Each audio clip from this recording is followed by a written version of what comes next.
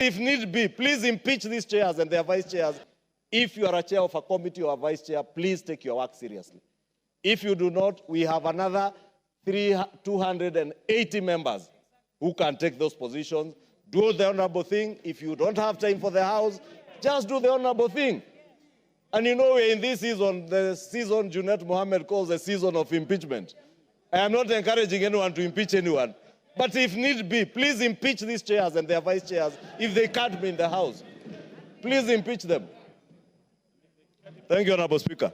Salale, mambo yamezidi kuchemka zaidi na zaidi. Ni baada ya mbunge Kimani Ichungwah kuweza kuuliza wanabunge waweze kumbandua ndindinyoro kwa maana hakuna kazi ya maana anafanya. Ameweza kutaja wabunge kadhaa ambao wanastahili basi kuweza kubanduliwa na kuweza kutolewa mamlakani. Hii imetokea hivi jana ambapo kulikuwa na mjadala bungeni ambapo aliweza kutoa kisaiki, na hii ndio video ambayo aliweza kuwataja. If need be, please impeach these chairs and their vice chairs.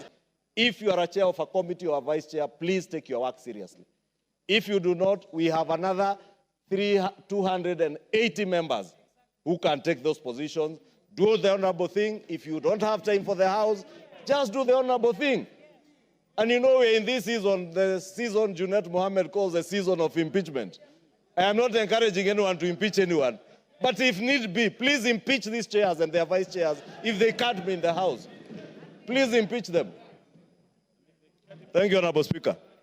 Ukikumbuka hivi juzi Mutuse ambaye aliweza kumbandua Rigathi Gachagua, basi aliweza kuomba msamaha na kuweza kusema hataweza kubandua mtu yeyote ama mtu mwingine yule, ambapo yeye aliweza kujitoa na kuweza kuomba msamaha kwa Rigathi Gachagua. Na hii imetokea hivi jana ambapo Kimani Ichungwah basi naye alionekana kushika mioto zaidi na zaidi na kuweza kumtaja ndindinyoro kama mpinzani ambaye anafaa banduliwe, kwa maana akiweza kusema hana kazi ambayo anafanyia wananchi. Kazi yake ni mdomo mingi na siasa ambazo haziishi. Hii imetokea baada ya Rigathi Gachagua ambaye amekuwa kwanza mkubwa sana mdogo wa rais kuweza kubanduliwa, huku kubanduliwa kwake kukiweza kuongozwa na Mutuse ambaye jana aliweza kujitokeza na kuweza kuomba msamaha mbele ya bunge na kuweza kusema aliweza kuona makosa yake na yuko tayari kuomba msamaha,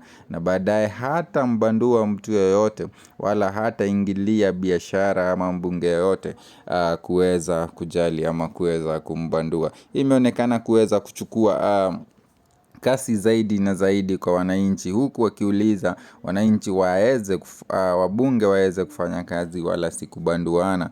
Kazi ambao waliweza kupewa si ya kubanduana, ni kazi ya kumjali na kumfanyia mwananchi mambo ambayo waliahidi, lakini inaonekana wazi kuweza kujijali wenyewe bila kujali wananchi ambao waliweza kuwatupia kura.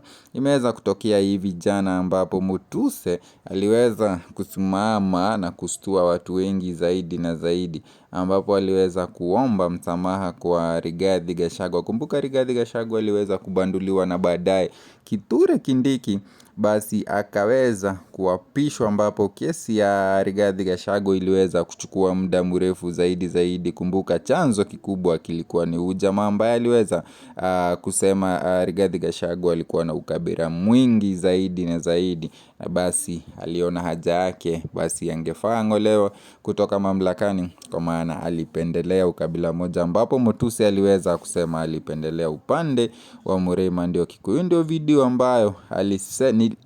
ambayo alikuwa anaomba msamaha. You realize that it is a court that is supposed to create stability in a country, and therefore for that particular purpose and for that historical understanding, allow me to join the rest of the members of this House in congratulating our judges of the Supreme Court in so far as balancing the philosophical, technical and political interest in determining the place of public participation in our governance system.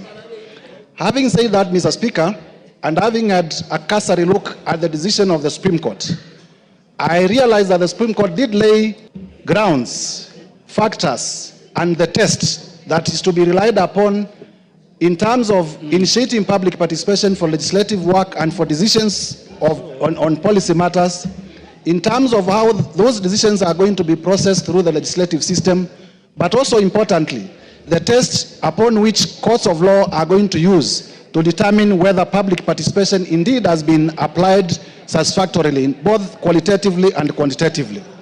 And therefore, the invitation to this House to enact swiftly a law on public participation is most welcome.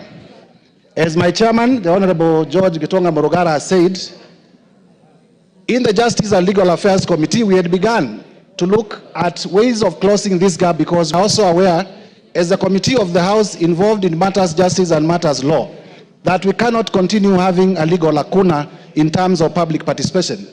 Because, as members have aptly put it, a lot of legislation very good for the country has been shot down because of misunderstandings. Just different judges reading from different scripts as to what is the place of public participation.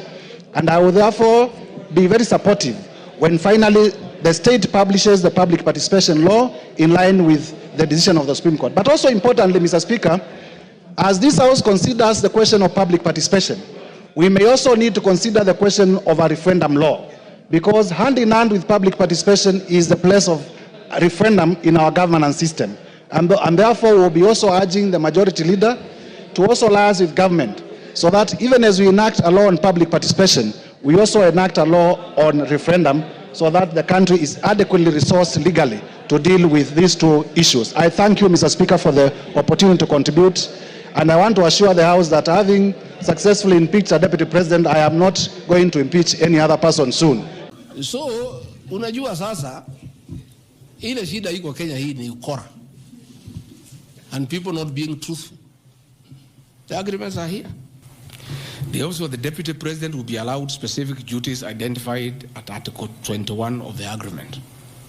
ANC will be allocated the position of Prime Cabinet Secretary to be established within 14 days. It was given to Musalia. The office of the Deputy President, Ford Kenya will be allocated the position of the Speaker of the National Assembly, which was given to Moses Wetangula. In accord with Article 2.1 of the Power Sharing Agreement, ANC and Ford Kenya would have a 30% share of national government positions.